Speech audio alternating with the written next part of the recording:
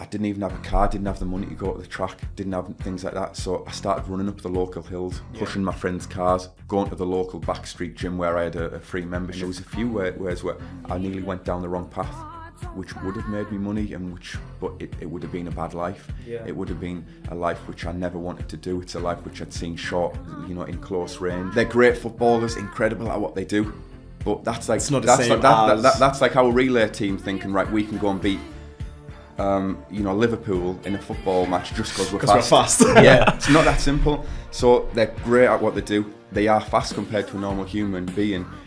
The next day, when I finished fourth and didn't win the title, that Puma called me up and said, "We're cancelling your contract." And then I looked up and I could see Luke Cutts and Robbie Grabbars, and they're waving the Great Britain flags and they're pointing at me. I'm thinking, me? And I'm thinking, what? So I'm walking back, looking up at the scoreboard, everyone's, and it flashed up Richard Kilty, world champion.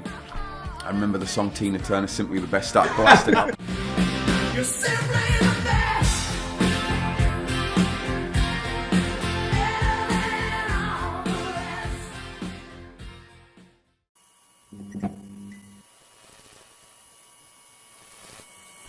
Hello, so welcome back to another episode of Athletics Productionz. It's our 5th episode.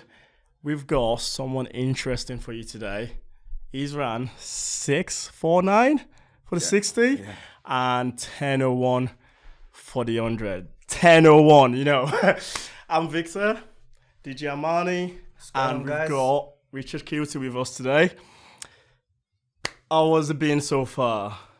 It's been good. Just had a relay session today in the middle of the season. Now getting towards like the business end of things, and everyone's starting to get creeping closer towards shape. Trials are now 6 weeks away, and because you'd have done trials now, do you? Yeah, really? It would have been about time for trials now. So I feel like everyone's starting to slowly round into shape. A few people have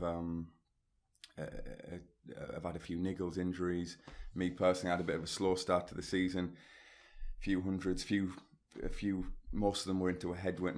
All of my races have been into headwinds, so I've been a bit unlucky with conditions, but I feel like I'm ready to. That's a seasonal thing for you, though, isn't it? Yeah. I'm pretty sure the last few seasons for you, a lot of your best times have been into a headwind, and then there's like the 1 or 2 races where it's like, oh, okay, cool, I actually get a tailwind today. Yeah, definitely. So it seems hopefully I can get some good conditions. I remember 2016, I was getting a few bad conditions. I think European indoor semi-final, I ran 10:1 something into a headwind, and then the week later, as soon as I had a bit of a tailwind, I ran 10:01. So could do with hopefully in still conditions, ready to drop something a bit faster.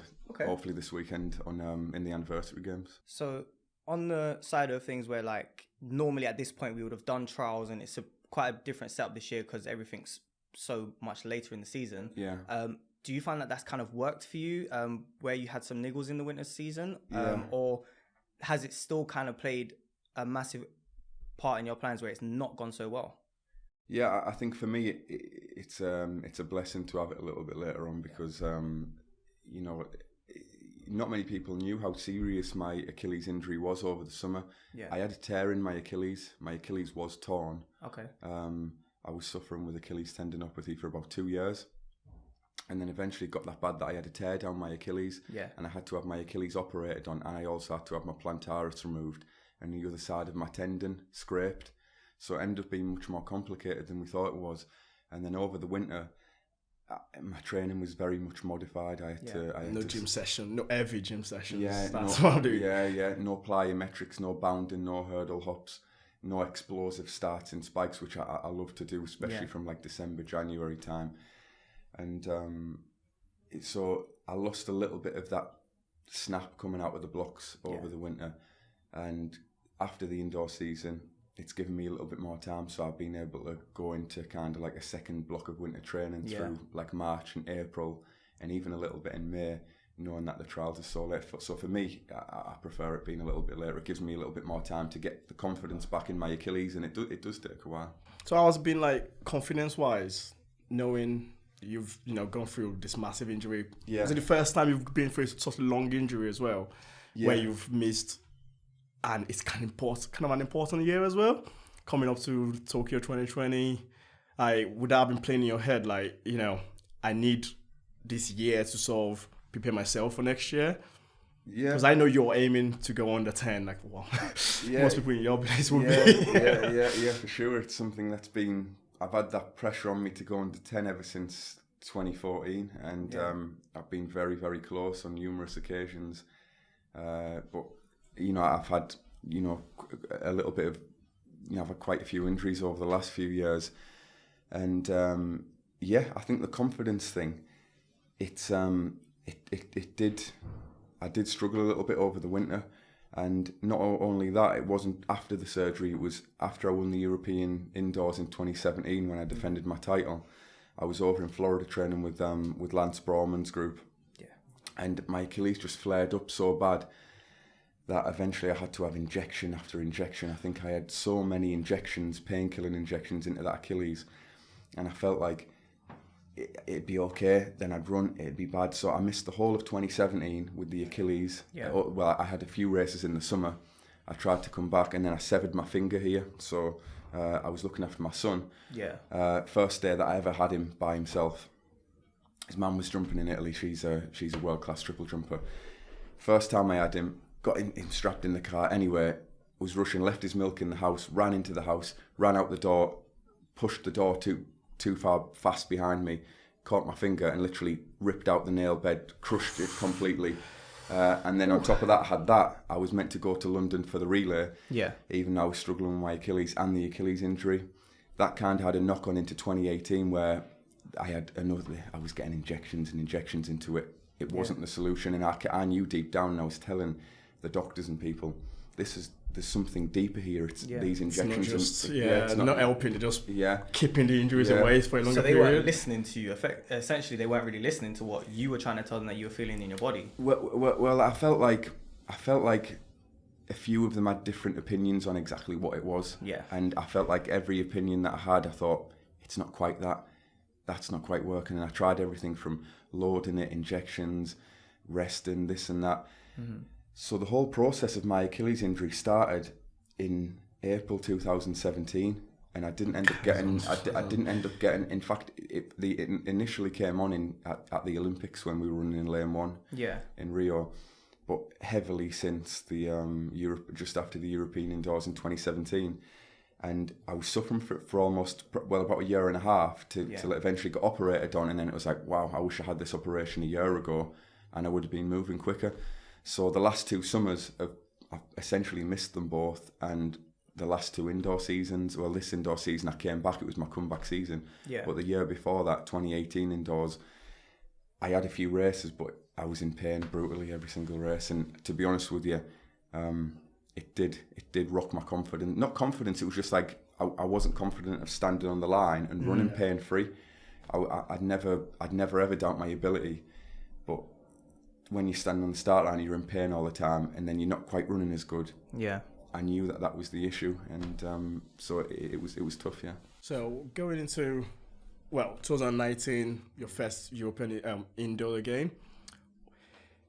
What happened between the trials and your selection, all the media things that went on? How did you carry that? Well, how did you go through that process?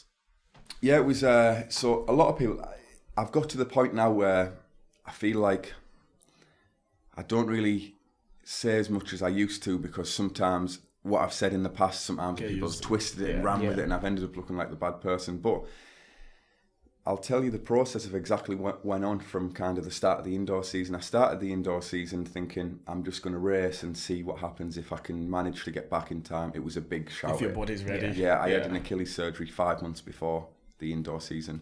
It was a tough thing. Mm-hmm. Anyway, I managed to somehow get myself on the start line in some form of shape. Started off really slow anyway. I ended up running 6:64, went to the trials, was so inconsistent, ran really bad.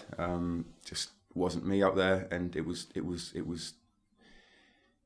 I had to put my pride on the side. And to be honest with you, I ended up getting beat by people I thought would never beat me, especially over the 60 metres, being so successful in that event. Prior to that, I'd been Europe's number 1 for 4 years in a row, with 2 European titles and a world title. And I just thought to myself, if I'm going to move on with my career, if I'm going to have the confidence in the Achilles, I'm going to have to step on the start line and put my pride to one side and just run. And I didn't run very well. Went to Birmingham the next week, ran a little bit better, 6:63, still a mile off from what my standards are. Yeah, that's a very poor performance for me in terms of what I've done in the past. And anyway, I felt like they might have selected me. I'd missed the standard, I think by a few hundredths of a second, and I'd beaten all the lads that beat me at the trials. Yeah. And then I didn't get selected, but then I had like loads of support of people on social media saying that I should be going as defending champion.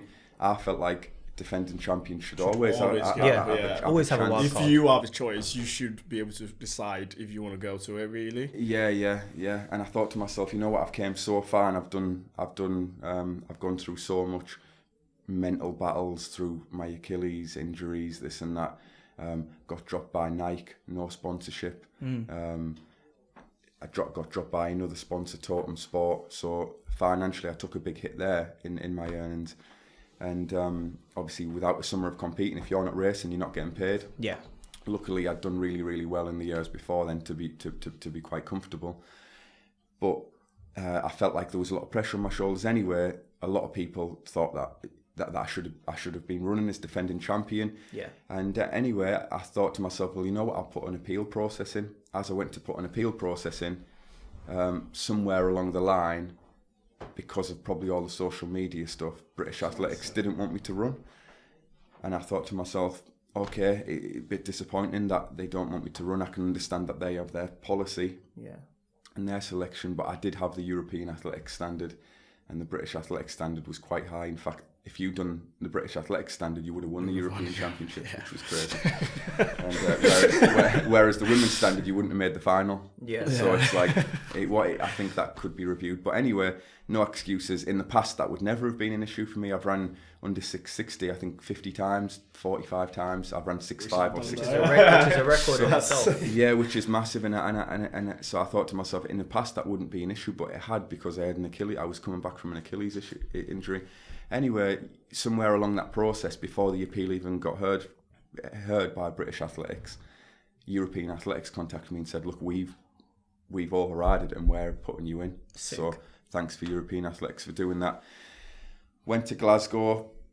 I thought I was going to win. Really thought that my experience and my talent would get me through it. I knew that I hadn't had the background of training and the preparation that I probably needed, but I put it on the line, went out there and fell short, but I was proud of myself that I got on the line and I had an opportunity to defend my title with my shield held high, and didn't pay off, but I'm sure I'll come back again and I think I can win that title. What made having that surgery 5 months before? Yeah.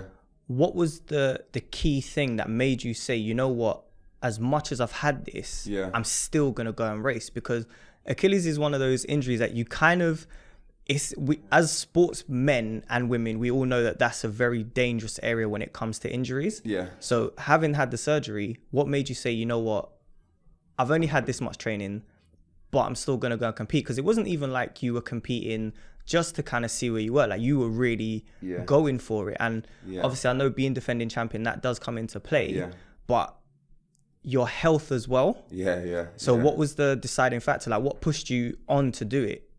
You know what? When I came out, after I had my surgery, when I came round, one of the things which got me through my rehab, I was driving an hour and a half every day to the rehab centre up and down into North Yorkshire from home in Teesside.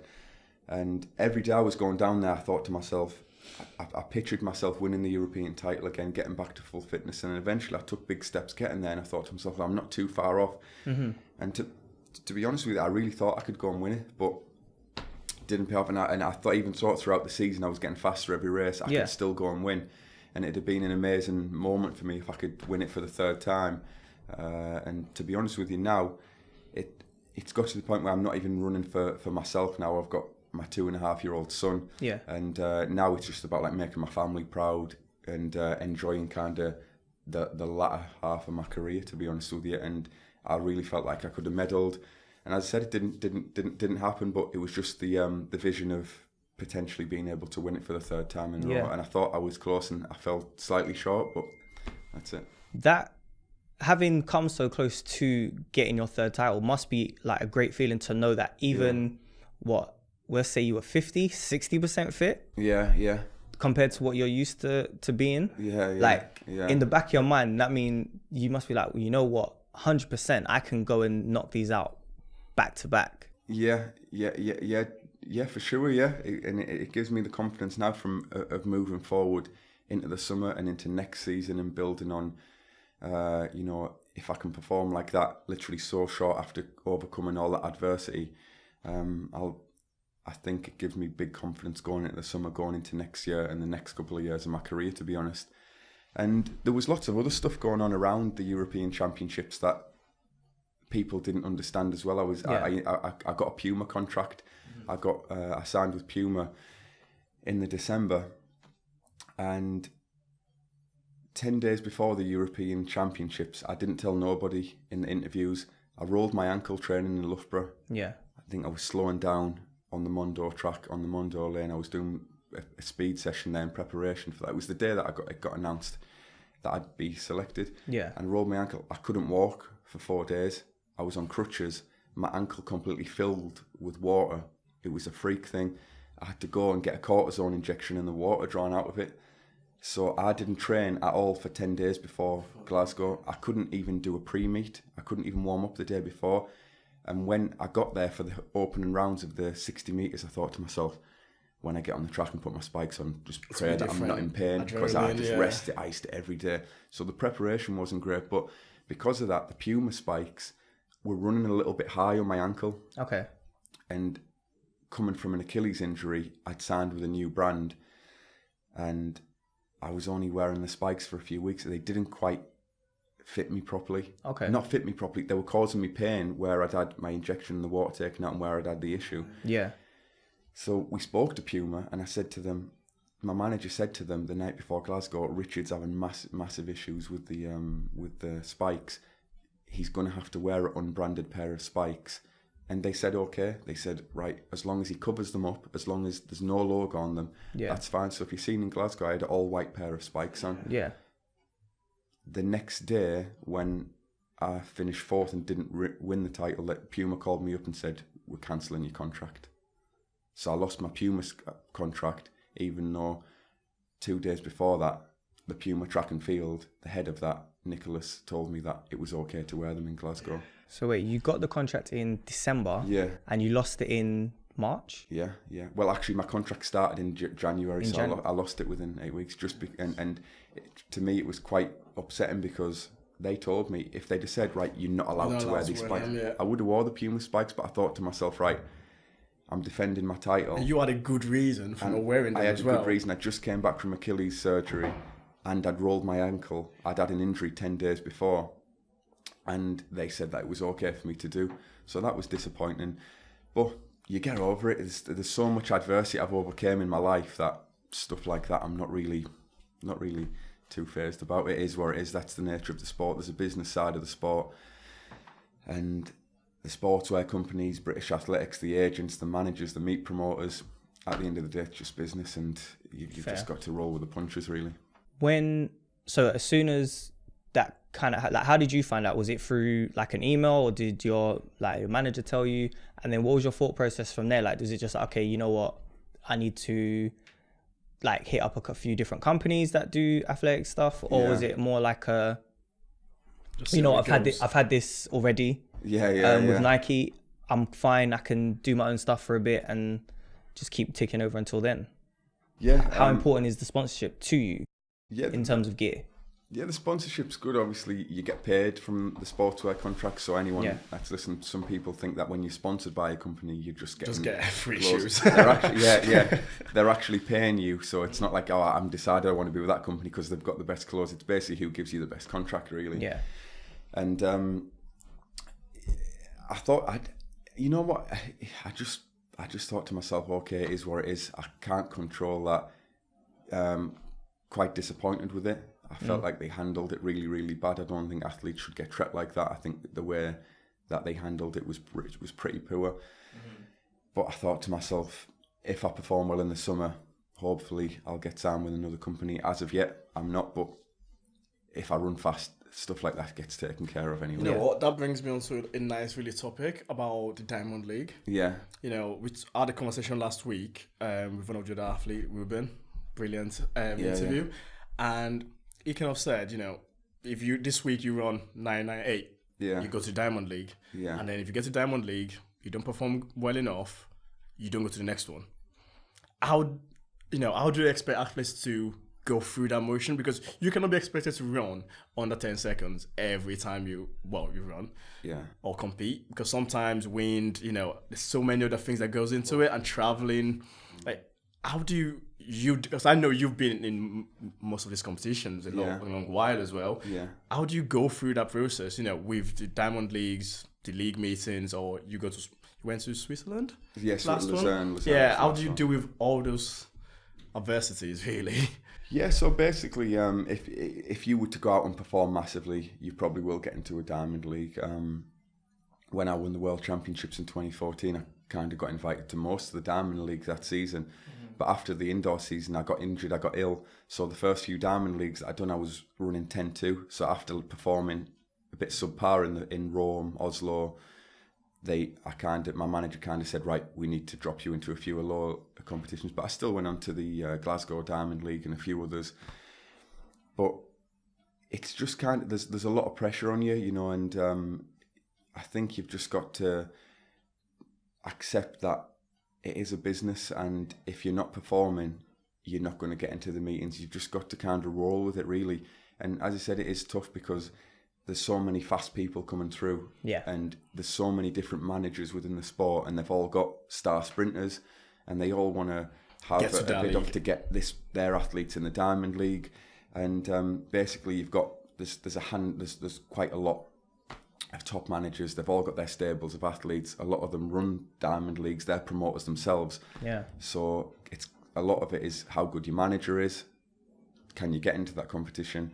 And then once you're in there, can you keep performing well enough? It's kind of keep game. Keep staying at that. In that league. And if you don't run as well, then you're going to drop off from into the Diamond League, and then you're going to have to go into like the EAP meetings, the European Athletics Classic meetings, World Challenge meetings, anywhere where there is. But sometimes some of the smaller meetings can pay you higher appearance fees than the Diamond Leagues. Seriously? Yeah, because you could have in the Diamond League, you could have 8 men who've all ran sub 10. And they might only want to pay the top 3 or top 4 an appearance fee, but you could be a sub 10 runner, or for example, like myself, someone who carries a lot of titles. And a smaller meeting might want to pay you an appearance fee, which you won't get at a Diamond League. So sometimes you might think, right, I'm going to choose this meeting because it's not the Diamond League. You've got a high chance of winning that competition. The conditions could be better. It could be a faster track, and you're getting guaranteed money, as opposed to if you're not ready, jumping right in the fire. That's interesting. And having to perform in a Diamond League, and just for the sake of going to it because it's Diamond League. People want to be there, but you can actually make more money at some of the smaller meetings. See, that now gives me a kind of different outlook to when I see certain athletes at certain meetings now, because now I'll be thinking, oh, well, maybe they're not here because of that, or whatever. But thank you for giving us that insight to see why you kind of miss certain meets and then just go run in a more, let's say, like a championship. If we compare it to football, if you say Prem and then championship, if you do something like that. So with the idea of that, would you say you would like more meetings like that in the UK? Because we don't tend to get a lot of big meetings. Valley. On a Wednesday. Tuesday. I'll probably end up doing one of them myself. Would you like British Athletics to, have more of these competitions, do more events where you can actually earn more money in the country without having to travel, an hour, 2-3 hours away? Yeah. I think we would. I think, sometimes with British Athletics, their priority is for you to win an Olympic medal. Nothing else counts. And it's kind of like you're putting lottery funding, your priority is to win an Olympic medal. If you're not capable of winning an Olympic medal, or they think you're not going to win an Olympic medal or capable of winning one, you're off funded. But that's because UK sports indication of success, they base it. That's the only thing they can measure it on, Olympic medals. And if we don't get Olympic medals, all those people in British Athletics, they start to lose their jobs. We're the gladiators on the front line. Yeah. We're getting paid much less than some of the staff. What do you get maximum on lottery funding? 20 odd grand when most of the coaches, performance directors, all these people, the physios, everyone, they're getting paid way more than us. And they want us to perform so they can keep their jobs. But the day we stop performing, the day we get injured, is the day we stop making money. And the day you retire, it's like, thanks, well done, thanks for the medals, thanks for securing our job. See you later. Well, good luck with life. Yeah, we'll put you on BBC at some point in a few years. Someone else will come in. If you talk well, if you've got the right image, if your face fits, that type of thing. But in terms of competitions, so there's been a few times we've been at the World Relays and we haven't been able to run the 4x2, where if we ran the 4x2, we would have made massive money. And in terms of other competitions, we have like the City Games. Yeah. And that's actually in my hometown of Stockton-on-Tees in Teesside this year. It's not in Newcastle, so that's massive for me. I'm the poster boy for it. I'm leading all the promotion on it. And the City Games, they've actually been my biggest earners. I've been paid lots of money for appearance fees. I've been paid tens of thousands to turn up for the races there. So the City Games for me, that's quite close to your chest. They've paid me lots. They've paid me big appearance fees just to turn up and run. And that's bringing the crowds and the spectators to the athletes close and bringing the athletes to the city in close range for the spectators and fans to see exactly how fast we're running, how high they're jumping, the hurdlers, pole vaulters, and it's incredible for the fans to see that close range. I think we need more events like that to showcase our talents, and I think that becomes more impressive. Whereas if you're in a Diamond League, I love the Diamond League, I love the concept of athletics, but if we want to engage more fans, I think we need to start taking it to different cities across different environments and things like that. And I think we could do with more, because there's probably 10 meetings in Switzerland a year where you can go and make money, big competitions, world-class fields. In England, we've only got the 2 Diamond Leagues and the City Games, whereas I believe we should have a few more meetings, Grand Prix, and it's not just up to British athletics. You guys could go and think, right, you know what, we're going to host, we're just going to try and go and find loads of big sponsorship deals, big companies, and say, right, we're going to bring the best athletes in the world to wherever. Could be Lee Valley, could be anywhere, could be in the centre of London on a street games. And if those companies involved, you could get a big budget and then you could pay all the stars to come.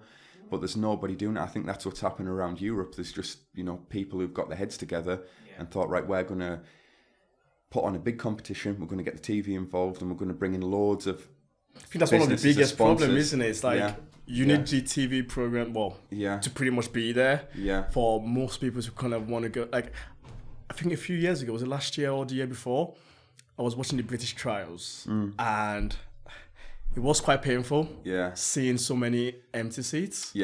And considering you watch, a lot of the Americans' collegiate system, the games literally is packed stadium. But how do we get interest? Like, where, surely there must be a way. Firstly, where they're concerned, everything in America is a big sport. Their smallest sport is still going to be big.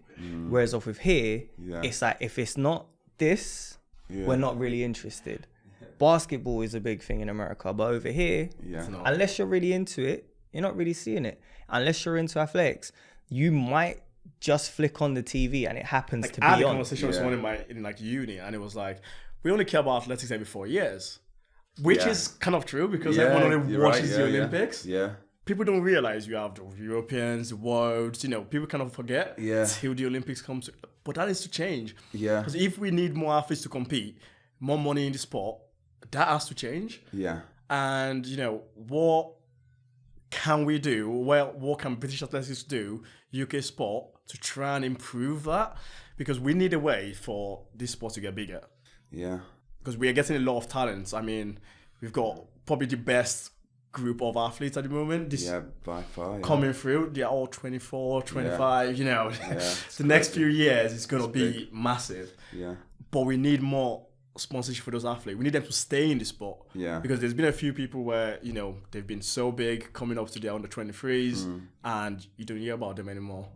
Because they kind of think, do I want to work? Do I want to carry on with this? They struggle.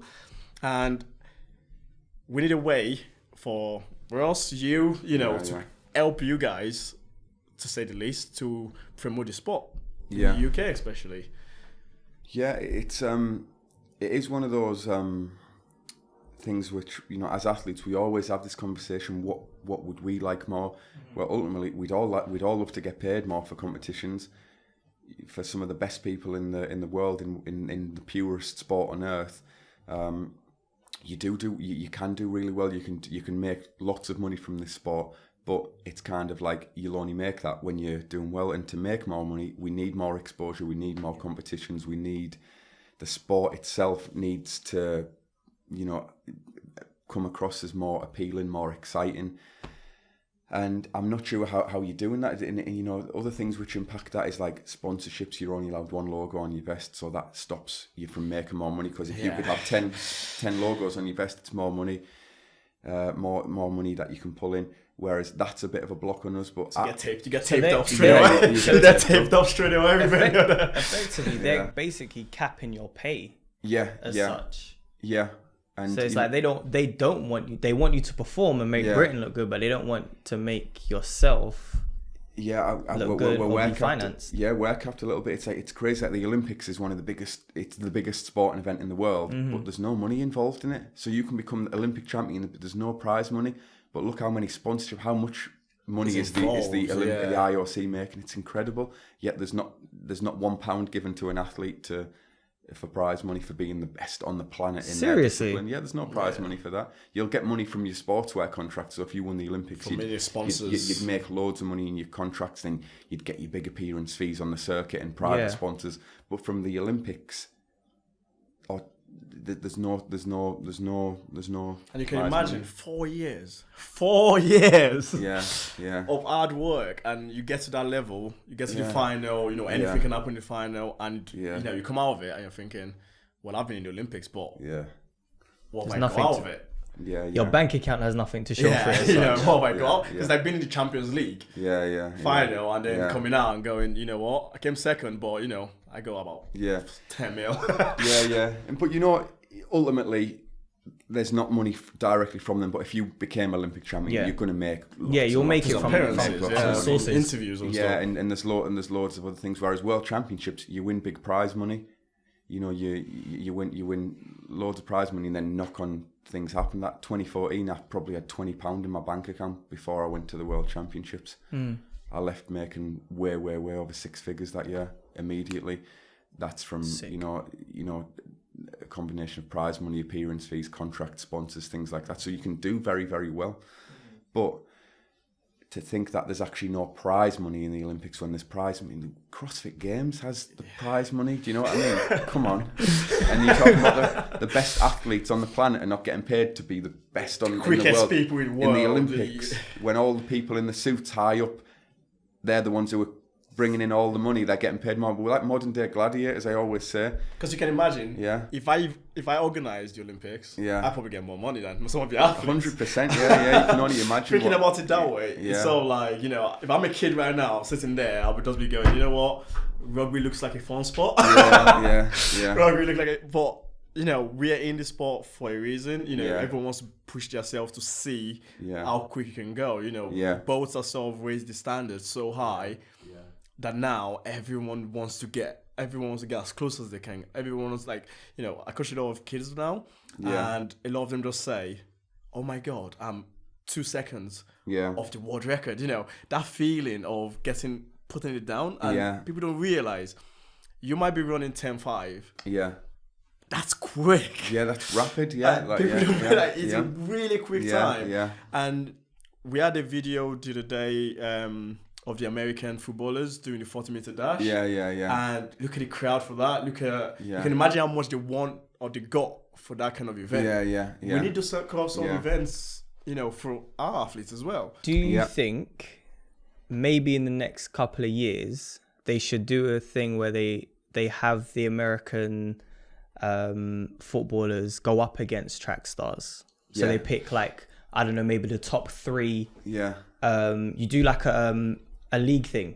So then at the end of that, the top 3, they then go to do that, and then obviously the winner from that, it could be a team thing. So it gets split between because it's a winter sport, American football, isn't it? So You know, it's banging. Marquise Goodwin, the long jumper, he won $1 million the other day for winning a 40-yard dash against a handful of picked other American footballers. Yeah. Because people just wanted to see who was the fastest. $1 million for winning a 40-yard race. He can retire. Yeah, like Marquise Goodwin, he's a great athlete, incredible footballer, pretty quick sprinter, but there's probably 200 sprinters on earth that'll beat him. Yeah.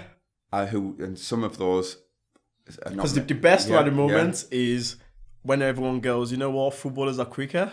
They're not. Did you see the video of Ronaldo trying to come out the blocks the other day? Come on, man! I think to myself, and there's been a few times I've been down like the football clubs and this and that. Or I've been doing lots of work with the kids. I've been going into the community. I've been doing loads of school visits recently. Yeah. And my old teacher, I was in the school yesterday actually.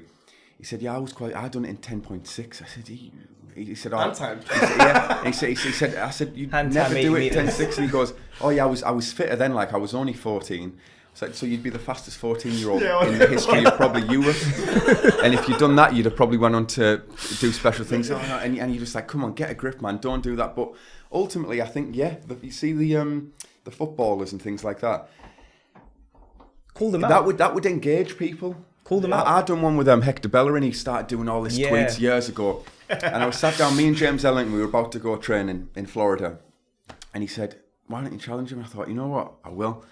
So I got on the Twitter and I just come up with any sum. I thought, right, I'll put 30k on.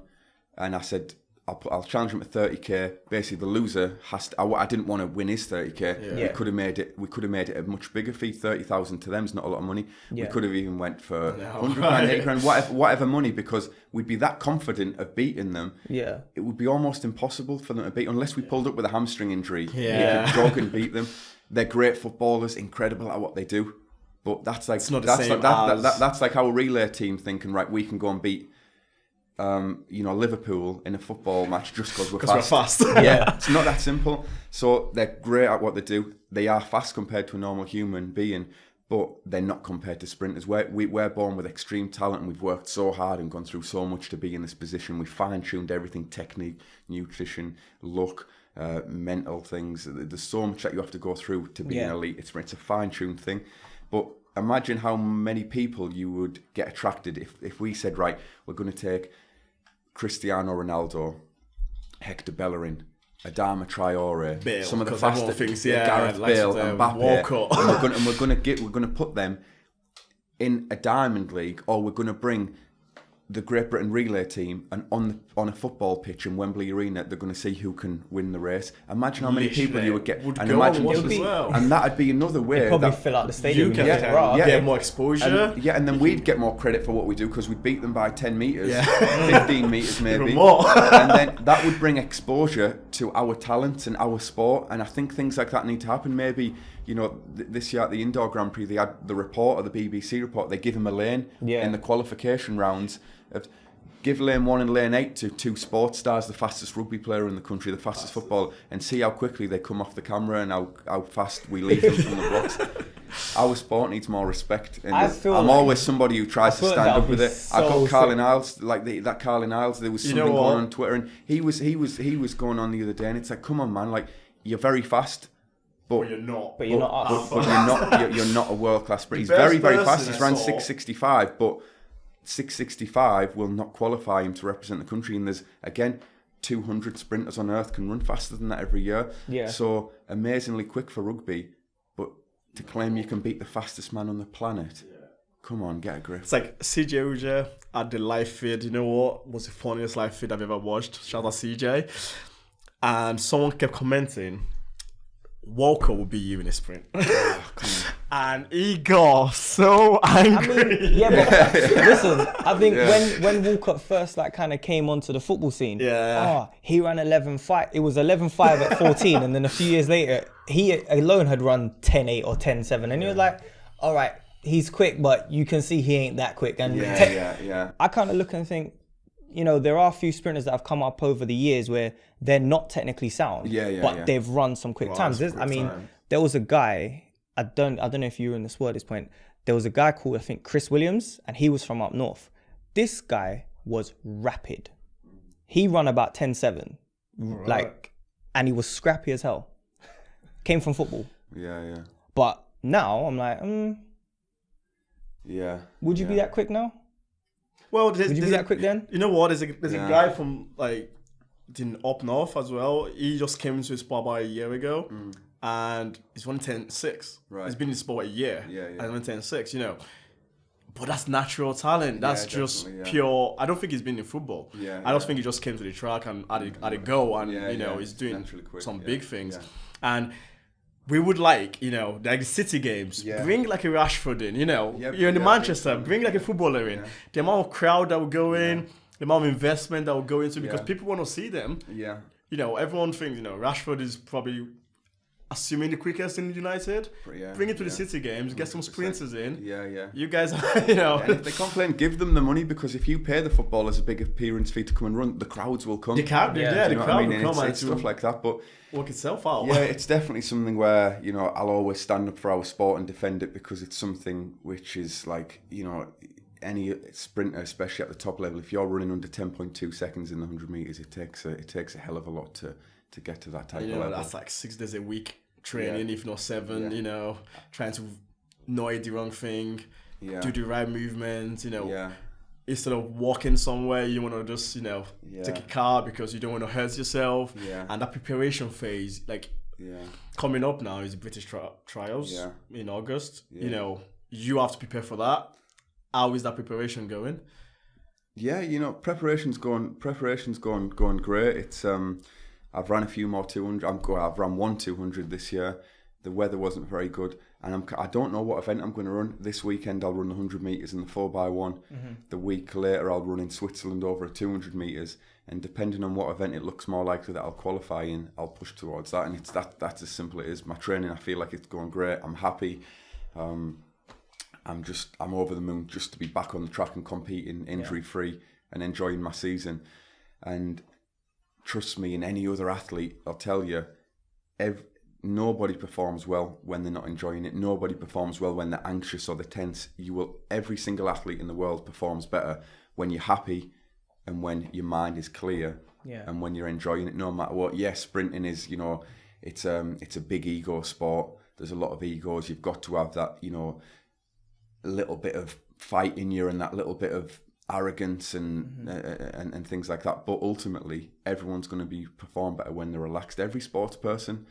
I've got friends who are world-class boxers, and they always perform better when they're completely relaxed. You watch the best people in the world at what they do. They're relaxed when they do it. Yeah. All of my best performances, every time I've won a big title, I've been unbelievably relaxed and just in the moment and with a clear mind. No pressure on myself, no real, sense of urgency, no pressure, no thinking about what other people think, just completely clear-minded in the moment, ready to go. And at the moment I'm in a good mindset, and I think the thing that's brought that on is because I've struggled the last 2 years to complete a season, and now I'm getting quicker race by race and I'm enjoying it. So I think I'll get quicker race by race, and that's where I'm at the moment. But I think I'll end up having a good season this year and build on that again going into next year. Do you think that the more successful you get, the more kind of stressed out you get? Because when you're like teetering around the top, you are quite relaxed with that, because I'm there but I'm not there. I've got that urgency to get there, but I can relax more. But then when you started winning like international titles, did the stress then come onto you, where it's like, oh, I actually got something to my name that other people want? Is that when the stress kind of came in, where you weren't as relaxed and everything's kind of obviously you won the European indoors twice, and I won the world indoors in 2014 around the same time. So you kind of went through went through a really good 3 years. Even 4 years, I would say 2014 I won the world championships, became world champion at the 60 meters. And that's a big thing. Who's competing now from Britain who's an individual world champion? What was that like? That was like 649 as well. That was incredible. And as I said before, that I was nearly lost to the sport a few times over my teenage years. We'll go into that, and that's but let's talk about that moment particularly. I started the season, year before that, almost lost to the sport, was going to completely go down another route in life. Decided to get back. Had a decent summer of 2013, started working with Rainer Ryder, who now is not working with British Athletics. I went on my first training camp to South Africa, started training with Harry, with James, in the same group as Christian Taylor. Rainer was around, Tiffany Porter, loads of other world-class athletes, Shara Proctor. Everybody was in there. And suddenly I was in the right environment.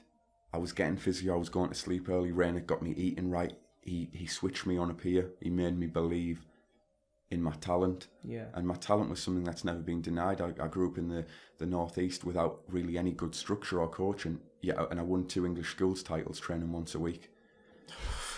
Definitely going into that. So hold that thought. We'll go back into that. But he then suddenly made me believe in my talent. He got me moving right with good technique. I was running a little bit raw, as we said before. Yeah. And suddenly, as the camp went on, I started growing in confidence. And he said to me, I've got you a manager called Alphonse. He wants to work with you, get you a few 60-metre races. And I thought to myself, 60 metres, not really feeling it. I want to run more 200s. 200 was my preferred distance at the time. I went to my first race, 6:68. I spoke to her and I told you I don't want to do it. You told me I was in 6'5" shape. I'm in 6'6" shape. He said, right, go on to the next one. Went on, 6:63. I thought, I'm 200ths of a second off my PB. He said, just go to the British Championships next week. You run a PB, we'll leave it there. And then we'll happy focus on the season. Went to the British Championships, 6:65 in the heat, 6:58 in the semi-final. After the semi-final, I won it. And I said to Renna, buzzing. I've ran 6.5. Doing 60 now. Yeah, and I thought that just means I'm in good shape for the 200. Yeah. He said, go into the final. Don't care. Went at the final, ran 6:53, and suddenly I ran 6:53. Desalu won 6:50. Me and Dwayne tied with 6:53. Yeah. And suddenly I thought to myself, 6:53 is one of the fastest time in the world. Suddenly, now I'm a really good 60-metre runner, and I got selected for the World Championships. When I went in there, as I said, I had no money in my bank account, nothing. It was the first time I'd ever represented Great Britain at senior championships in an individual. How old were you at that point? I was 24.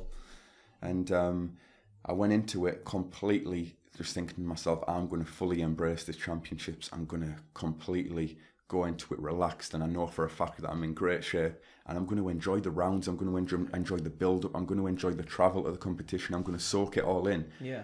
Because I've seen over the past so many athletes get there, the first opportunity, and tense up and put too much pressure on themselves. I thought to myself, I'm going to go there. And Rainer was on my side, and to be fair, he was incredible. Was he there? He was there, and he got into my mind. He was coaching me absolutely incredible. I felt like I could run through a brick wall. Some of the things he says, he's just got that he can buzz. He says the right things at the right time. And I got there, I ran through, I had Nesta Carter in the heat, someone who I would never dream of the year before. He just got a bronze behind Bolton Gatlin in Moscow in the World Championships. Yeah. He was in my heat. Rainer said to me, okay, go and beat the guy. Just go and fucking beat the guy. And I was like, and I was like, he's like, fuck that guy, man. I'm thinking, sorry for the swearing. It's all right. It's fine. It's all right. You're good to go. So I thought, all right. So I went in, didn't think nothing. I won the race, 6:53, equaled my personal best. I didn't think nothing of it. Then suddenly I got back, checked my Twitter, everyone was commenting, oh, Richard's doing well. Do you think you get me this and that? And then I started to get a bit more following, and Rennie said, hey, man, turn your fucking phone off. Don't get involved in all that. So anyway, switched my phone off, went into the next day, and I lost the semi-final. Nesta Carter beat me. Yeah. And he ran 6:51, or I ran 52 PB. I was in the World Championship final. Anyway, I went through to the mixed zone, and I remember Maurice Green came up to me and said, you were looking great, good luck. And I thought, this guy's my hero. How does he even know I am? Yeah. This is my hero anyway. I used to get nervous when I was watching him running. He's telling me that he thinks I can win it. Anyway, I went down, put my music on. I slept for about 45 minutes in the call room. Yeah. After that, Rainer came and tapped me. Andy Burke, the physio, gave me a bit of massage, loosened me up. Yeah. Came back, he stood me in the middle of the warm-up area with Brycey, the biomech. And biomechanist Brycey came over and said, where do you think you need to improve in this race? I was ranked 4th out of the semi-final times. He said, what do you think you can do? I said, I think I might be able to get a medal here. Mm-hmm. And that would change my life. And Brycey said, right, at what point in the race do you feel like you need to make it up? And I'm thinking, I said, maybe in the middle of the race. And he said, right, look at this piece of paper. He brought out the stats. He brought all the splits out, 0 to 30, 30 to 60. He looked at them. He said, look at 30 to 60. I was top of the list, flying 30 of about 260, 259. And he said, you're the fastest in the field out of the heats and the semis between 30 and 60. And I said, right. He said, but you're 400s down on the people who've ran quicker than you to 30 metres. And he said, so you think you can get a medal? I said, yeah. He said, well, I'm telling you now, him and Rainer said to me, get to 30 metres, 200s quicker, and you're going to be world champion. And I thought, simple instructions. And I thought to myself, just get out to 30 metres. I went into that call room, you know, against people who were my heroes, people who were my idols. Dwayne Chambers, I had a picture of him in my bedroom wall from when I was 10 years old. I met him and I was shaking like a little kid. I'd never beat him in my life. I had a signed picture of him in my cap in my bedroom wall when I met him when I was 10 years old, and a picture of him in my bedroom all the way up until I was about 17 years old. And then suddenly I'm lining up against him in a World Championship final. Nestor Carter, Marvin Bracey, Femi Ogunodi, all these amazing athletes. Very quick that year. All incredible athletes. Su Bing Chan, Chinese guy, he was in there. It was a loaded field, and I just went in there. And I can remember just before I was so relaxed. I was just buzzing that I got there, and I had simple instructions: just get out to 30. And I wasn't thinking World Championship final, this or that. I just was in there so relaxed and so in the moment, and just so confident that I was going to run my fastest time. I couldn't say I got beat in the semi-final, so I didn't know what the other guys were going to do. But one thing I knew, that I was going to run the best time in my life, and if I'd done that, I'd be hard to beat. Yeah. And before I went out, I just thought to myself for a few moments. I thought to myself, out of all the adversity you've gone through in your life, everything you've got to tuck here, you've gone through to get here, this moment can change your life completely forever. And then after that, I thought, right, this is it. Cleared my mind. Happy mode, got all the thoughts out, thought to myself, right, get out there. I went out there, and I can't remember anything else apart from crossing the line and thinking I'd won. Had my hands on my head. I was looking back and I thought to myself, I've won. Put my hands up and I thought, I'm world champion. And I thought, nah, don't celebrate. Somebody might have dipped you in the corner. Somebody might have dipped you. And I thought, this is. And then I looked up and I could see Luke Cutts and Robbie Grabbars, and they're waving the Great Britain flags and they're pointing at me. I'm thinking, me? And I'm thinking, what? So I'm walking back, looking up at the scoreboard, everyone's and it flashed up Richard Kilty, world champion. I remember the song Tina Turner, Simply the Best, started blasting out. I dropped to the floor, laid back, closed my eyes, and I thought, please, pray, let this be real. Yeah. I sat up, opened my eyes, the cameras were flashing, they were giving me flags, and I thought to them, I didn't know what to do. I was stunned. I was like, world champion. I was doing my lap of honour, and I was confused. I was dazed. I was like, is this me? And people were high-fiving me, world champion. I thought, this is crazy. This is what I used to see on TV when I was a kid.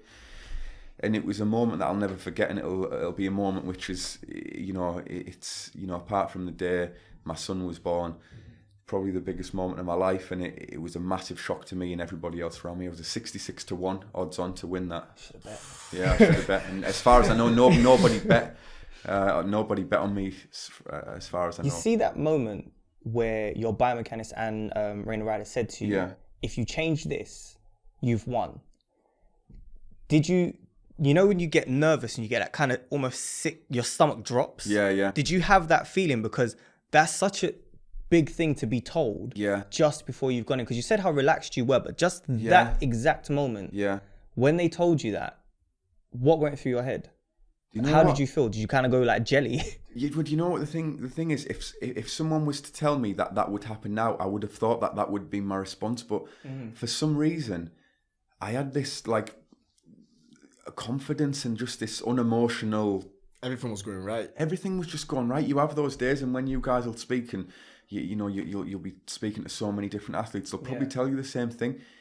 Things just feel right, and you feel comfortable in that environment. And suddenly, if someone was telling me, if you do this, you're going to be world champion, that would have seemed alien to me 3 months before that. But in that moment, I thought to myself, okay, like I felt comfortable, I felt relaxed with it, and it felt right. And I thought, and after, not even now, I think that must have, I don't know how I was so confident at that time, but I was just happy. I was in the moment, clear-minded, and I didn't get emotional with it. I just thought to myself, this is just a job what I've got to go and do. And it's quite crazy to think that even happened now. I do want to touch on the whole 2015, 2017, because those are also championships that you've won. Yeah. But I also want to talk about like what brought you in, because you mentioned where we've almost lost you to the sport. And I want to find out which direction you was going in. Was it to another sport or to another job? But the first question is, what brought you in? To the sport? Yeah, what brought you in? Was it schools? Was it just, you know, you saw it on TV and it was like, yo, that looks kind of cool. I want to go down the track and run. Yeah. Yeah, no, I'm quite open with it now. I've never really done podcasts. I've done interviews, and I think it's quite common knowledge that, you know, from some interviews that I've done, that I grew up in rough circumstances. Yeah. Brief history, both of my parents have been to jail at some point when I was a young baby. My mum was in prison. For the first few months that I was born, my mum was in prison. So I think I spent a few months alone with my mum in prison. A lot of my friends and family as such had been in and out of prison, just, you know, with the environment which we grew up in, not their wrongdoing. Sometimes it's just an environmental thing where it happens. And I'd always been fast. I was always quick. I was always racing people in the streets when I was a kid. My parents, my friends, I can always remember from my earliest memories being able to run faster than the other people around me. Yeah. In school, I always won sports days, but I travelled around a lot of schools when I was a kid. Okay. How come? Well, you know, my family, I was homeless as a young kid. When I was 5 years old, my family fell into some financial difficulties, and my mum, God bless her, I completely love my mum, but she'd be the first to accept and you know, admit my mum had issues with drugs and alcohol, and I completely love my mum. She's my mum, and I love her dearly, but she had her issues with drugs and alcohol, and eventually we ended up living in a homeless hostel when I was 5 years old, which meant we ended up getting moved about by like the councils to different areas, different schools.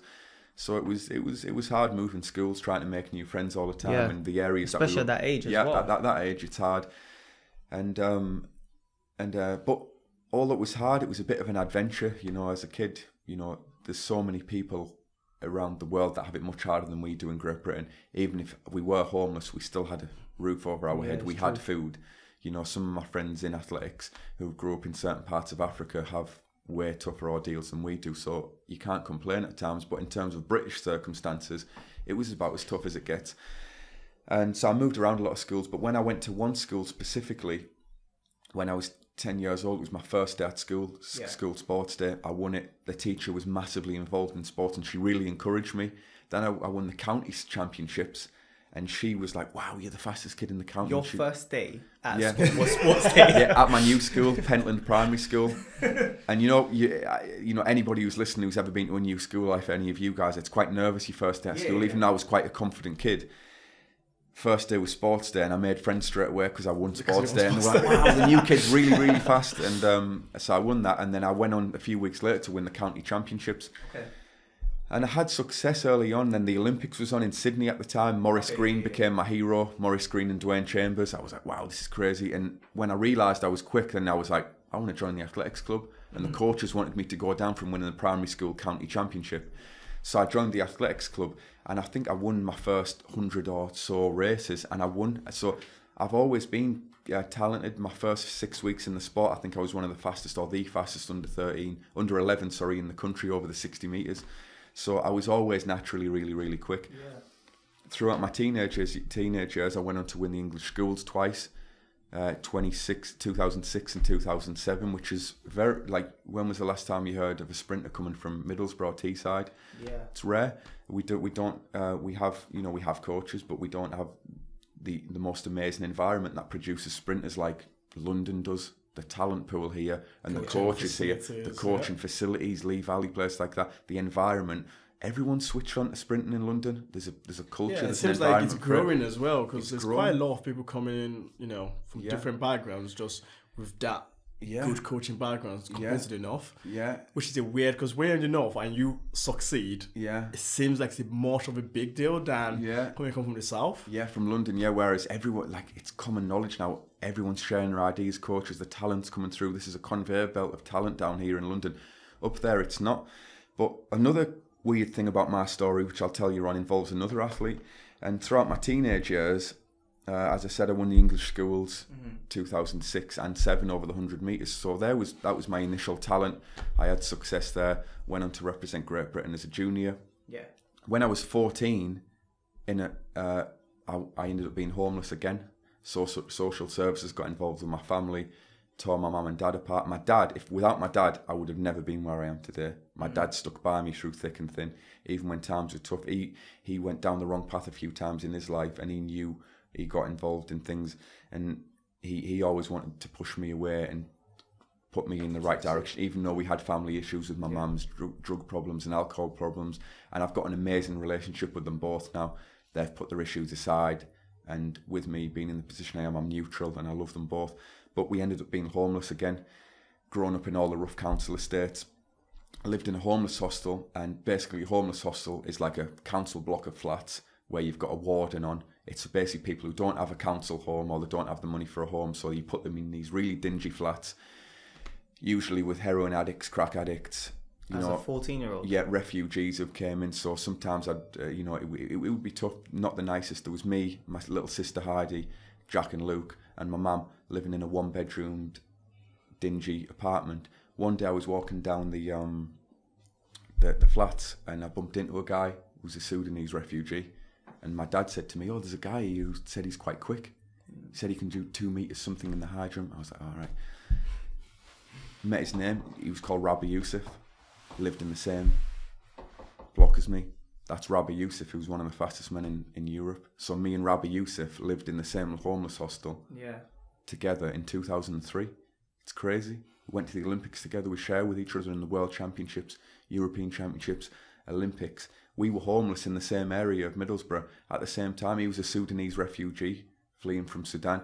I was a homeless kid from the area, and we were in the same block. It's crazy. And now me and Rabbi Yusuf, and I remember training with Rabbi in 2005, and we were both poor. We both, we both didn't have the greatest start in life, but we would be there in the pouring down rain. Yeah. And I remember having a conversation with Rabbi week after week, and we'd be doing our cool downs after training. He was fast at the time. He was older than me. Yeah. So sometimes when I'd run 200s with him, I'd run like the first 150 as he was training, and just run after him. And we'd train hard. We'd be vomiting, putting the work in the track. But that's one thing we had, the character which built in people like us. We had that big character. We had that big heart, and we always knew one day things were going to change. And so we'd be training really hard together. And I remember being on the rainy nights at the track, and me and him saying, "You know what? Imagine what it would be like if we go to the Olympics. Imagine us representing Great Britain. We could go to these championships." We were kids then, and then, when we look back, it was only me and him on the track. The other kids would go, and we'd stay back, do extra work. We'd be out putting the work in when it was pouring down. This was that 15-year-old. He was 17, and we went on. He went on to become one of the fastest men in European history, World Championship finalist, World Championship relay medalist twice. I went on to become world champion, double European champion, Commonwealth and European relay medalist, and we were homeless together as kids in the same area in 2004. It's crazy. So you two must be like insanely close. Yeah, we're good friends. We're really, really close friends. I see him a couple of times a week, and it's amazing the journey that we've been on. And throughout the late teenage years, there was a few years that I got distracted. A few years that I tried to go. I went through college. I wanted to go to uni, but I started for a little bit. I followed my coach, Jared Deacon, to Loughborough. I hated Loughborough. Didn't want to be there. Started arguing with my coach. Didn't enjoy the student lifestyle. I moved back up to Teesside. I got through the ages of like 19 and 22. I wasn't making no money from the sport. Yeah. I didn't have the right environment to train in because all the top coaches were down in London, and it was like I'm training in Middlesbrough kind of by myself, and one of my training partners, Christian, who ended up running 10.49, really good sprinter. Just me training with him, going to the track, lifting, and there was brief spells where I'd done, I worked with a coach here, a coach there, and I kind of stalled at like 10.4, 10.3, 20.8 through the ages of like 19 to 21. But I wasn't living the life of an athlete, and then it was like, what do I do now? Where am I going with life? And to be honest with you, through the ages of 19 and 22, there was a few times that I narrowly avoided going to prison. Seriously? And it's and not that I'm a bad person. I go in now and I speak to kids. I've been to probably every single school in my area, and told the kids, look, especially from the deprived areas, from the council estates, I go and work with the community. I go and see the foster kids, the kids in the kids' homes, and I tell them there's always another way out. I grew up in your environment. I lived in the homeless hostel. I grew up in a council estate. I had no money. I nearly went down the wrong path a few times, thinking that was the right way. And I chose the right way, so there's always a choice. So I go in and I try and do my best for my community to inspire the kids to say, you know what, there's always a way out in whatever you choose to do. And there was a few times I nearly threw my ability away, and then there was a few times that I even had thoughts of, even when that was, so I thought, right, well, maybe I'll go in the Marines, maybe I'll go in the Army. I didn't know what to do. And in the council estates, in the bad areas, in the tough areas like where I grew up in, it's common knowledge how they survive and stuff. And sometimes that environment, I couldn't really escape. I didn't have no money. I didn't have a penny to go and move down London. So eventually I got hold of a local sponsor in 2012 and I moved down with Linford. I trained with Linford Christie, and that was 2012, and I improved a lot because I was in the right environment, but I had no money. I was surviving in London on 500 quid a month. I don't know how. Yeah, how? Exactly. Exactly. Like Bruno said, I was sleeping on like Richard Strachan. He rented me a room in a house which he was sponsored by for very little a week. So I really thank him for that. And it was literally just, I don't know how I survived. I had very little money, but I managed to get on the training camps. I managed to scrape up some money, and things which I probably can't really even say how I did that. But I managed to get on training camps somehow. I managed to get money and get there, and I improved a lot. 2012 to not go on, I was running really quick, 20.5, 10.2 to open up with Olympic A standards. Anyway, I didn't have no money for physio. I was training really hard, had big hamstring injuries in the summer, and they didn't select me for the Olympics. And I went home, and suddenly didn't get selected for the Olympics. I had no money to live in London. No lottery funding, no support, no contracts and out like that. Wasn't making a penny. I was at home sleeping between, my dad's spare bedroom or my mum's settee in a council estate. And then I thought to myself, I've got to make some money. I've got to do something here. And through that period as well, there was a few times where I nearly, narrowly escaped going down the wrong path. And as I say, I understand a lot of people, even over my athletics career, sometimes people might have said I've been a little bit impulsive or said the wrong things or upset people, but that's my character. That's who I am. I'm sometimes misunderstood. I'm sometimes very misunderstood in things, or I have been in the past, but I'm a council estate kid. I grew up to become impulsive and rely on my instincts to get me where I am, and I'm very instinctive. I'm very impulsive in everything that I do, and I've learned how to control that. But that's the environment I grew up in, and if people probably understood some of different people's background, we'd understand. And I've seen firsthand some of the things which can go on, and I understand how some people can be portrayed as bad, but sometimes people's environment are not the best, and sometimes people narrowly have another option. And to be honest with you, it was always my heart and my positive mind that I thought to myself, one day I was so relentless through that thing. I thought, no matter what, I'm going to find a way to make this work. And in 2013, I was suffering mentally. I didn't know what to do with my life. I didn't know whether to go in the Marines or get a job or this and that. My education suffered. There was a few things that stopped me from doing certain things. I thought, what do I do with my life? I retired from the sport for 6 months. Wasn't allowed to go back down and train with Linford. Didn't have the money. No support from nobody. All the other athletes who had ran faster than in 2012, they were on lottery funding. They were training in Loughborough. Because I think, because I spoke out on not getting selected for the Olympics, they punished me by not supporting me. So I was just in Teesside in a council estate 2013. The year before I'd ran 2015, 10-1 summit. And I didn't even have a car, didn't have the money to go to the track, didn't have things like that. So I started running up the local hills, pushing my friends' cars, going to the local backstreet gym where I had a free membership, lifting the weights. And I thought, some way I'm going to make this work.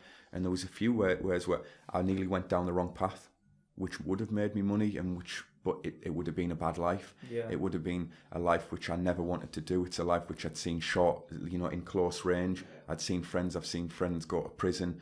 One of my best friends was in prison for a long stretch and hung himself in prison a few days before the London Diamond League in 2016. I've seen so many of my friends and family going out of prison suffer with drugs and stuff, and I thought to myself, I've came too far, I've trained too hard to throw my talent away. And I thought to myself in 2013, no matter what, I'm going to make this work, whether I have to run up the hills.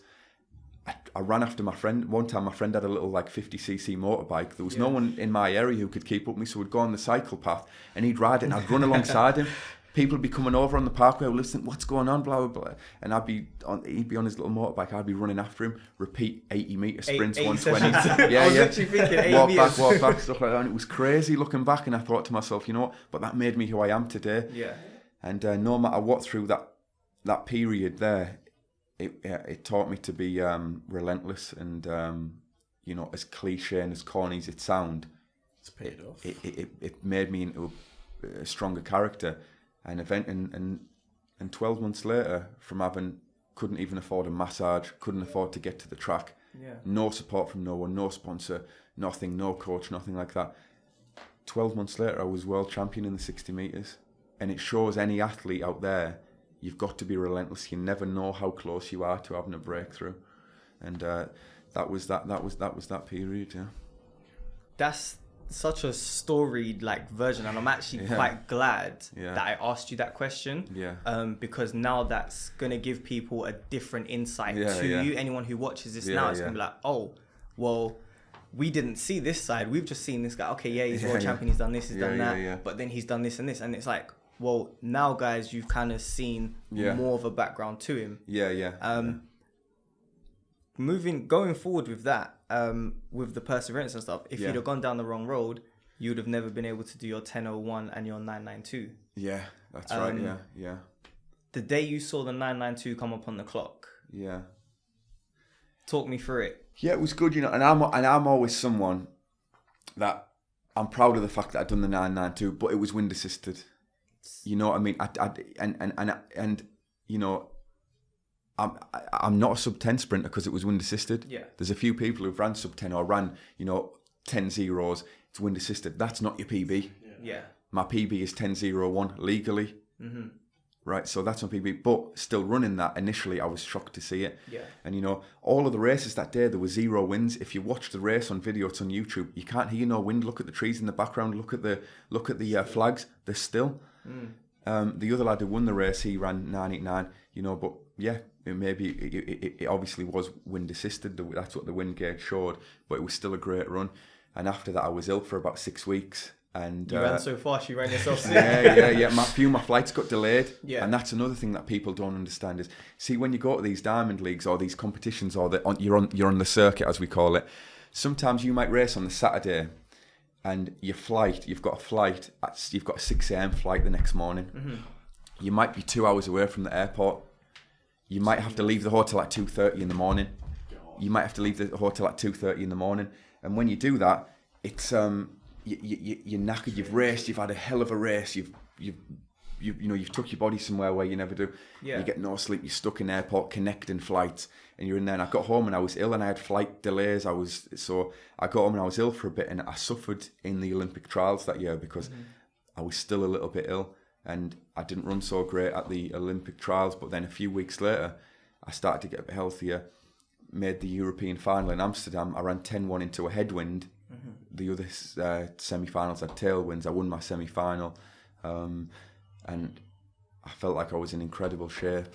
And in the final, they had a tailwind, so I would have definitely went 10-0 something, and it got won in 10:08. I was in lane 4. I got DQ for a 0.99 reaction, and I was gutted because I really felt like I was going to medal in that championships and run a super fast time. It wasn't to be. And then the week later, when I had a little bit of a tailwind and warm weather, I ran 10:01, and I went into the Olympics only as part of the relay team, but I was absolutely flying through that period. And that was my fastest year over the 100. And then the next year I built on that and won the Europeans. But yeah, it was a bittersweet season. I ran quick, but my timing And, you know, sometimes you can just be unlucky with things in the season. Accept what it is when you get to meet, you know. Yeah. We all get headwind, tailwind. Yeah. Still 100 meters. Yeah, that's it. Yeah. Take it because everyone is going through the same thing. 100%. We all deal with it week in, week out. It's just how you have to deal with it. Yeah. Track and field, it's so funny, man, because no one ever sees the hardship. Like you're saying about like the flight delays and everything else. Everyone thinks it's all smooth. It's hard because when your flight's delayed just for a holiday, you're annoyed. Oh yeah.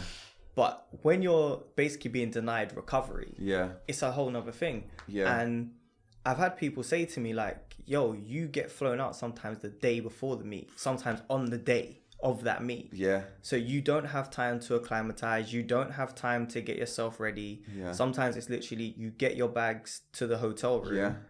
And the next thing you know, oh, hi sir, you're the minibus is outside to take you to the track. Yeah. So some of those performances that you see that aren't good, there is a lot of reason behind it. Yeah, absolutely bang on. And there's so many stories that I could tell you. I remember one time I was getting ready for the Oslo Diamond League 200. I ended up running really well. I ran 20:52 into like a minus 1.8 and it was freezing. I had lane 8 and I think I just got beat by Lemaitre and Drobadouane, went on to win a bronze in the Worlds that year. But it was a good run. But I remember the day before I had a flight and my gap between the flights was about 50 minutes in Amsterdam. So I went from Teesside Airport to Amsterdam to Oslo. Yeah. And I remember there was queues and I literally had 5 minutes to get from like terminal E to D or something like that. And it was about a mile and I had my hand luggage and they were calling, they said, Mr. Kilty to the thing. I swear down, I had to run flat out. It must have been 800 metres. I made it to the gate. The lactic acid I had was incredible. I felt like I was going to vomit on the plane. I got onto the plane and the people must have been looking at me thinking, what's wrong with this guy? This guy's dead. I was sweating. I was keeled over in my seat, breathing hard, and the people were looking at me like, what's wrong with this guy? He's crazy. And then the next day, you know, got to bed, woke up, done the Diamond League 200, and you know, most of the time the competitions, they do look after you, and you do the hotels are usually always amazing, food's usually amazing, it's usually simple, plain sailing, but there is times where things become difficult. I remember the first time, my first indoor meeting in 2016, it was a small one which Alphonse got me into before my success, and I remember getting into Paris airport, flight delays. Then I missed the next one, had to wait on hold for the next one, got into the airport at like midnight. I thought, right, finally got there, and then the driver said, right, it's a 3-hour drive to I think it was to Mondeville in France, and I was like, wow. Not only that, he said, we're still waiting on another 3 athletes, we need to pick them up from the terminal. We were driving around, their flights got delayed, so we were stuck in this little tight minibus for, you know, another hour or two in the airport, then a 3-hour drive. You get there 4 o'clock in the morning, you're sharing with athletes that you don't know, and you're like, oh, this is a nightmare. Then you have to race. Another time in Gavado, it was actually when I ran the Windy 992. Gavado is quite a small town, and the meeting, although it's a really top meeting, it probably doesn't have, you know, as much money as some meetings. So we stayed in a family-run hotel, and I arrived in the hotel, and I got to the room, and I went in, and there was a double bed which had like a metal cage around it, and then there was a single bed, and I looked, and Arthur Delaney from America, who I was racing against, was in the single bed, and Pavel Maslak was in the double bed. I was looking, thinking, it's not quite adding up here. So I went down to Alberto, who was the meeting director, and I said, Alberto, there's 2 guys in my room. And he looks at me and he goes, I'm not the hotel of the manager. I'm not the manager of the hotel. And I thought, what am I going to do? Like, what do we do? So me and Pavel Maslak are asleep, you know, in this thing. I remember rolling over a few times and like bumping into him, waking up, and we're just looking at each other, laughing, thinking, this is crazy. There was nothing we could do. We couldn't have slept on the floor because it was one of the, you know, like the marble floors. Yeah. And it was absolutely crazy. And then you want to, I like to have a nap on race day, but you can't have a nap because there's 2 of us, and it was weird. And Maslak will tell you that was funny, and it's so sharing a bed at times, you know, so there's most athletes have got a funny story, but sometimes it's not all as plain sailing as you think. The amount of flights that get delayed and this and that, and the travelling does tire you out. Sometimes it's not just, you know, one flight direct in. The closest airport to the competition could be 2 hours away. So you find yourself usually travelling for about 12 hours. By the time I drive from my house to Newcastle Airport, it's an hour. Then you're waiting in the airport, an hour flight to Amsterdam, then maybe a 2 hour flight from Amsterdam to wherever you're going, then another 2 hour drive to wherever the city is that you're competing in. You know, then your back gets stiff, you need physio, and then you've got to race the next day. So sometimes it is tough, and the younger athletes that are coming through, I would give them the advice to just try and not stress about it, because the more you stress about your own control, just make sure you got plenty of water, take your stuff for recovery, keep moving between flights, and don't get too stressed out about it, because sometimes you can't control it, and understand that most other people have been in the same boat at some point. Speaking on young athletes, just want to ask you a couple of questions before we tail out of this one. Do you pay attention to the power of 10, like, and just see what's happening in England? Because I mean, back in the day, it was like athletics data where you could post your own times and you see some ridiculous things go up there. Now it's a lot more structured. Do you pay attention to, I don't know, like the under 17s and see what's going on and think, okay, you know, I might nudge this person a little message and say, keep doing what you're doing. You're doing really well. Blah blah blah, and just reach out to them. Yeah, you know what? I do check it, and I do keep every couple of times a week. I go on the Power of 10 and say I've seen some incredible results from one of the under 17 lads ran 10.4, I think, at the English schools. Incredible, phenomenal, like absolutely crazy. And the talent, I think the English schools is an incredible system. I think it's absolutely amazing, and the talent out there which we've got in this country, we're producing sprinters like no tomorrow, and I do that. And I would just say, if there is any athletes out there, I've got all the time in the world for people. As I said, off my own back, I go into the local schools. I've been in the youth prisons to talk to the kids, get them engaged, hopefully change the way that they're thinking, and help them, change their ways of life. The foster care homes, our coach, I welcome anybody. When I'm training at home, I have people just from the area, a few young boys and girls. I let them join in my sessions. I said, come on. I give them advice. I take my time out. I help coach some of the young kids for free in my area. I'm always messaging them on Instagram, telling them to keep up, and I've got plenty of time for people. So if there is any young athletes out there, please feel free to reach out to me, because I'm not one of these athletes who's going to ignore your message. I will reply to you, and I'll spend all day. I'll give all my time back to if I see the message, I will reach back to you and give you lots of advice, because I think it's our job to give back, and let the younger athletes know some of the things that they're going to face and deal with on the way up, and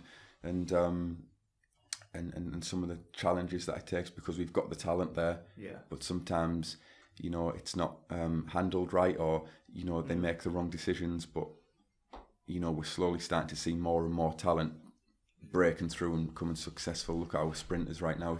It's crazy at the moment, and I think we'll continue to see that. But any young kids out there, do feel free to send me a message. I'll always be someone who's got plenty of time for everyone, especially the kids. I'm humble. I'm from, I want as many people to do as well as I can. And even in my own area, I go out my way to try and help and support as many people as I can.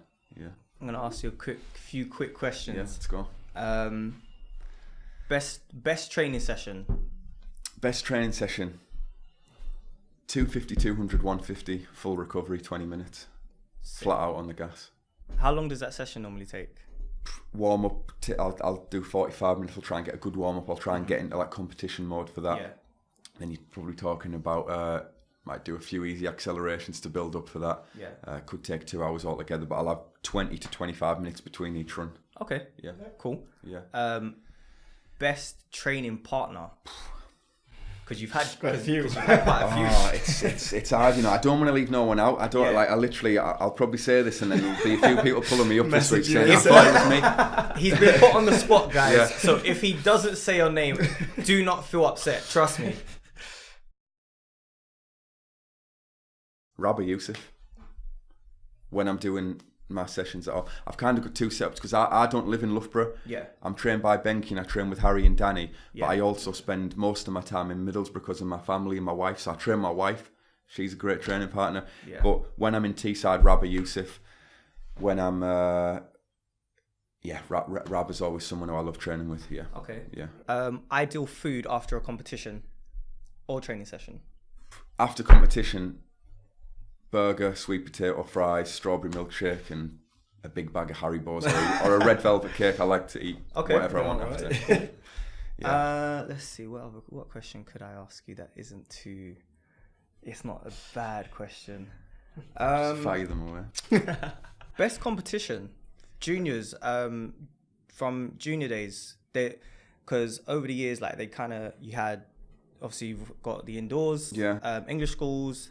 I think you was around for UK school games. Yeah, you might have been around for like the first one. I won the first ever UK school games, 100 metres. Right. I won it by 100th of a second. Yeah, that was incredible. First time I was ever on TV as well. What was that like? That was amazing. Compared to English schools? Well, it was amazing because, English schools was good, but this was like a multi-sport thing. You were on TV, you had the opening ceremony, the closing ceremony. Yeah. You met people from all different areas. It was like a point scoring thing. And it was like a mini Olympics. And that was amazing. That was in Glasgow. That was Scotstoun Stadium. And I won it by 100th of a second. The gun went and I ran the whole race. I was that focused I didn't hear the recall gun. And I took my time walking back. Yeah. And then I won the race by 100th of a second. I was buzzing. Who did you beat? Who did you beat in first place? Olafunmi Sobodu. Oh, who was an incredible athlete. I won the English schools to beat him. Then we went to the 3As, which was like the UK Championships, and he battered me. He ran 10.48 as a junior, and I was like, what? And then somehow I turned it round again at the UK School Games to beat him again. That was a nice little rivalry. A nice little rivalry, yeah. Okay. So that was amazing. English schools was amazing.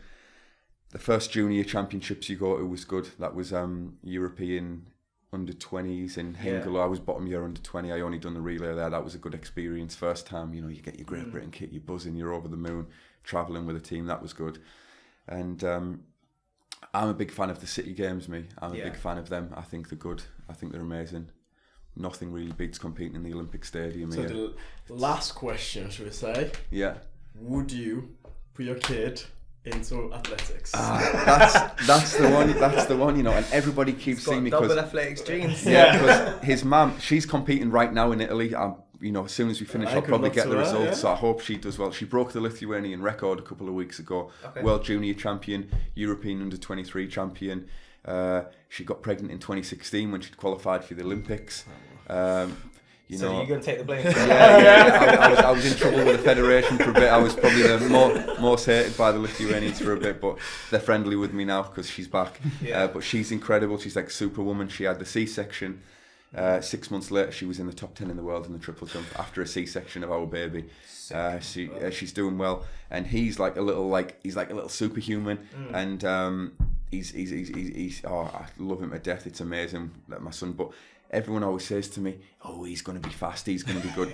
But you know what? If he wants to do athletics, he watches our videos now. He watches even the highlight reels that you've done. Things like that, and he watches and he's buzzing, go daddy, and he starts running himself. And he, when he sees my races, he runs around dipping now. So what he does now, it will be in the kitchen. Instead of running like this, because he sees me dipping at the end of the race, he just takes off running in a dip position, but really quick all around the house. Yeah. So he goes on his marks, set, go, and he runs off dipping, but he goes really quick. Doesn't come up. Yeah. Just straight dry face. Yeah. Just dry face all the way, and he's strong. He's 2.5, and he's got like little abs, and he's really strong. But I hope by the time he gets older, we can have the sport, up in the lights a bit more. If he is, I'd love him to do that. But ultimately, as a father, now I want to be the best dad I can for him. Everything that I do now is literally to make my family and my son proud, and do well for him so he doesn't have to go down some of the routes I had to do and experience some of the things I had to do to get in the position I am. I really want to give him the best life possible, and I want him to make the decisions what he wants to make when he's older. I want him to, maybe he'll grow up and he'll want to be a doctor, he might want to be a fireman, he might want to be a footballer, he might just want to, who knows what he might want to be, he might not want to do sports, but whatever my son wants to do, I'll support him fully, and I'll commit my life purely to, help him in whatever journey he takes. If he wants to be like his mum and dad, he'll have a lot of good guidance and a lot of good people around him, and we'll make sure, he has a lot of support, and I'm sure we'd go really far in that. But I'd love him to be a footballer. I'd love him to, make the easy money. What if he wakes up one day and says, "Dad, I want to go do MMA. Got a lot of friends who are boxers. One of my best friends, I was at his fight yesterday actually. Yeah. He finished Dorian Darch in 2 rounds. I think it took AJ 4 rounds to finish this same opponent. So he's doing well. Commonwealth champion as an amateur. My brother-in-law and lots of my friends have all been boxers, MMA fighters, things like that. So I'd rather not see him get his face punched in. I'd encourage him. I'll teach him that, and he'll be going to my brother-in-law's jiu-jitsu classes and the catch wrestling classes and the boxing with my friends when he's older. I'll teach him all that so he can defend himself and when he's in school, making sure none of the other kids are getting bullied, because that's a terrible thing. So I'll always get him to stick up for the quiet kids. But to defend himself, he'll learn that. But I wouldn't like to see him do it, to be honest. Like I'd rather not. I'm massive fans of. I'm a huge fan. Athletics, boxing, MMA, and football are my favourite sports. But yeah, I don't know if I'd like him to do that. We'll see. But whatever path my son decides to do, I'll support him in it all.